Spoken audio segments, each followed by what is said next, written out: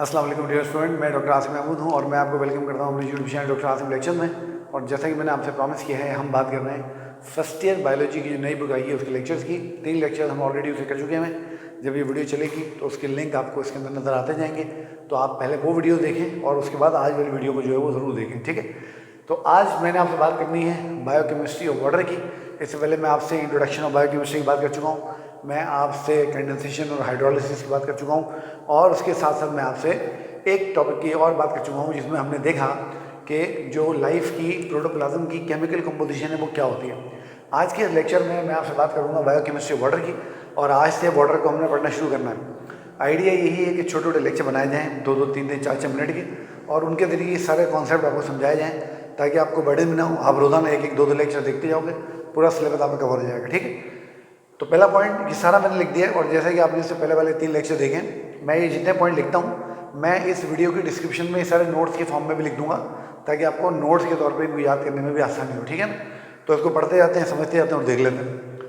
तो वाटर एक सबसे ज़्यादा इंपॉर्टेंट और दुनिया में सबसे ज़्यादा पाए जाने वाला जो है वो केमिकल मॉलिक्यूल, आपको मालूम है कि जो 2/3 है अर्थ का वो जो है पानी से घिरा हुआ है। और पानी की जो कमाल की बात है वो ये है कि water all 3 states of nature के अंदर पाया जाता है। मैंने यहाँ लिख दिया है कि naturally found in all 3 states of matter. Liquid water तो हम सब पीते हैं, हम सब देखते हैं बहता हुआ फ्लो करता हुआ बारिशों में इधर उधर।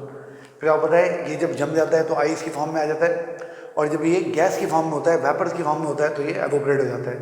तो ये तीनों स्टेट्स ऑफ नेचर में पाया जाता है, और 2/3 जो हमारी हमने ज़मीन का है वो पानी से जो है वो कवर्ड है। इसके अलावा जब हम देखते हैं तो लाइफ के कोई एग्जिस्टेंस ही नहीं है वाटर के बगैर। जब आप थ्योरीज पढ़ेंगे एवोल्यूशन की, तो जो पहली थ्योरीज हैं जो हमें बताती हैं कि लाइफ की ओरिजिनल कैसे हुई, जिसमें हम वेंट थ्योरी को देखते हैं और बाकी थ्योरीज को देखते हैं, तो वो बात ही इस पर करते हैं कि लाइफ पानी के अंदर बिजली के गुजरने से, करंट के गुजरने से, एनर्जी की जनरेशन से और इस तरह की चीज़ों से, केमिकल के मॉलिक्यूल के मिलने से वजूद में आई है। तो लाइफ की कोई एग्जिस्टेंस नहीं है पानी के बगैर। इसीलिए ये जो हमारे स्पेस रिसर्चर होते हैं, जो स्पेस पर रिसर्च करते हैं, वो जब किसी एक्सो प्लैनेट के ऊपर, एक्सो प्लैनेट से हमारी मुराद क्या है, वो प्लैनेट जो हमारे सोलर सिस्टम से बाहर हो, हाँ, उस पर जब वो कोई लाइफ को ढूंढने की कोशिश करते हैं, या हमारे सोलर सिस्टम के किसी प्लैनेट पे लाइफ को ढूंढने की कोशिश करते हैं, तो बेसिकली वो सबसे पहले वाटर को सर्च करते हैं, क्योंकि वाटर के बगैर लाइफ का कोई कॉन्सेप्ट नहीं। फिर वाटर डिज़ाइन किया गया इस तरीके से कि ये हमारी बॉडी की मेटाबॉलिक एक्टिविटी को सपोर्ट करता है, तो it is design to support life.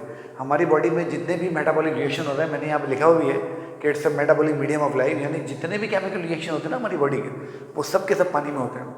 मैं अक्सर बच्चों से बात करता हूँ, मैं चाहता हूँ कि वो थोड़ा इस बात पे सोचा करें कि एक ऐसा मॉलिक्यूल जिसका कोई कलर नहीं है, वाटर इज कलरलेस, जिसका कोई टेस्ट नहीं है, वाटर इज टेस्टलेस, जिसकी कोई शेप नहीं है, जिसका कोई स्मेल नहीं है, वाटर इज ऑर्डरलेस, तो उसके ऊपर लाइफ इतनी ज़्यादा डिपेंडेंट क्यों है? तो उसकी वजह ये है कि हमारी बॉडी के जितने भी केमिकल रिएक्शन होते हैं वो सब के सब एक्वेटिक इन्वायरमेंट के अंदर होते हैं, ठीक है।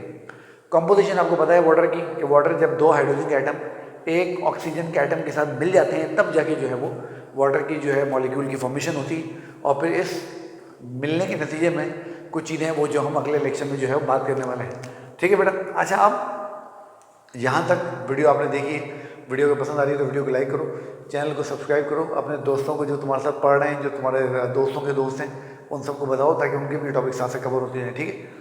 अच्छा, अब जब हम डिफरेंट सेल्स को देखते हैं तो डिफरेंट सेल में जो परसेंटेज होती है वाटर की वो डिफरेंट होती है। आप जब बोन को हाथ लगाते हैं तो बोन ऑब्वियसली आपको बहुत हार्ड लगती है, बट उसके बाद जब आप गोश्त को, मीट को हाथ लगाते हैं, स्किन को हाथ लगाते हैं, तो वो आपको बोन के मुकाबले में बहुत सॉफ्ट लगती है। तो डिफरेंट सेल्स के अंदर जो परसेंटेज है वाटर की वो डिफरेंट होती रहती है। जैसे मैंने यहाँ लिखा है कि सीड जो होता है, बीज जो होते हैं पौधों के, और जो बोन होती है उनमें सिर्फ 20% वाटर होता है। That's why they appear very dry, है ना। और जब हम जेलीफिश को देखते हैं तो वो ट्रांसपेरेंट हमें लगती है, इसलिए क्योंकि उसमें 99% जो है वो वाटर की बनी हुई होती है, ठीक है।